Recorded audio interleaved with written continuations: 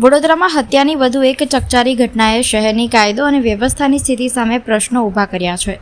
કલાલી વિસ્તારમાં સામાજિક પ્રસંગ દરમિયાન પત્નીની નજર સામે જ 30 વર્ષીય યુવકની ચપ્પુના ઘા મારી હત્યા કરવામાં આવી હતી। ઘટનાને 3 દિવસ વીતી ગયા હોવા છતાં મુખ્ય આરોપીઓ હજુ સુધી પોલીસ પકડથી દૂર છે, જેને લઈને પરિવારજનોમાં ભારે રોષ અને નારાજગી જોવા મળી રહી છે। વડસર ગામના ભાલિયાવાસ વિસ્તારમાં રહેતા ગિરીશ ભાલિયા પોતાના પરિવાર સાથે કલાલી ખાતે યોજાયેલા માતાજીના માંડવાના કાર્યક્રમમાં હાજરી આપવા ગયા હતા।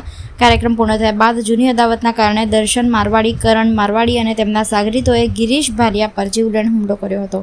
આરોપીઓએ ગિરીશ પર ચપ્પુ વડે ઉપરા છાપરી ઘા ઝીંકતા તેઓ ગંભીર રીતે ઘાયલ થયા હતા। પત્ની પૂજાબેનની નજર સામે બનેલી આ ઘટનામાં ગિરીશનું સારવાર દરમિયાન મોત નીપજ્યું હતું।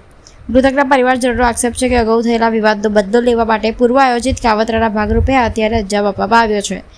ઘટનાને પગલે અટલાદરા પોલીસે હત્યાનો ગુનો નોંધી તપાસ હાથ ધરી છે। આરોપીઓને ઝડપી પાડવા માટે ક્રાઇમ બ્રાન્ચ સહિતની વિવિધ ટીમો કામે લાગી છે, પરંતુ હજુ સુધી કોઈ આરોપીની ધરપકડ થઈ શકી નથી।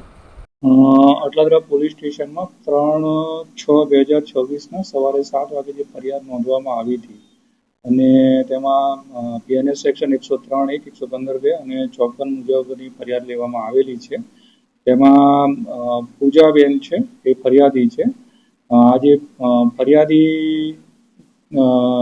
ફરિયાદી બેન કે જે આશરે મંથ અગાઉ 1 મહિના પહેલા દહેગામમાં એક લગ્ન પ્રસંગમાં ગયા હતા।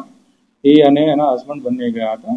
ત્યાં આ જે આરોપીઓ છે એ આરોપી દર્શન મારવાડી છે, તેણે ત્યાં એમની છેડતી કરી હતી।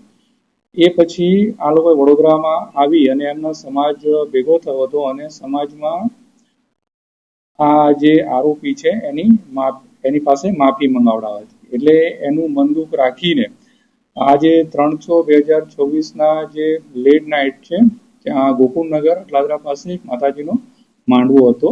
એ માંડવામાં આ પતિ પત્ની પૂજાબેન અને ગિરીશભાઈ બંને ત્યાં આવેલા હતા અને સામે એક જ સમાજના લોકો હોય, દર્શન અને એનો એવો ભાઈ છે કરણ મારવાડી, એ પણ ત્યાં આવેલા હતા। અને આ જે અગાઉ જે માફી મંગાવી હતી એ માફી મંગાવીનું આને દુઃખ થયું હતું કે એને મનમાં લાગી આવેલ હતું અને એનો બદલો લેવાના હિસાબથી એમણે ગિરીશભાઈ જયસિંહભાઈનો તે વખતે જ ત્યાં ચપ્પુ મારીને ખૂન નિજવાયેલ હતું। અમારી એલસીબીની ટીમ, ડીસીબીની ટીમ અને ડી સ્ટાફ છે, આ આરોપી છે એ ખૂન પછી ભાગી ગયેલો હતો, આરોપીની તપાસમાં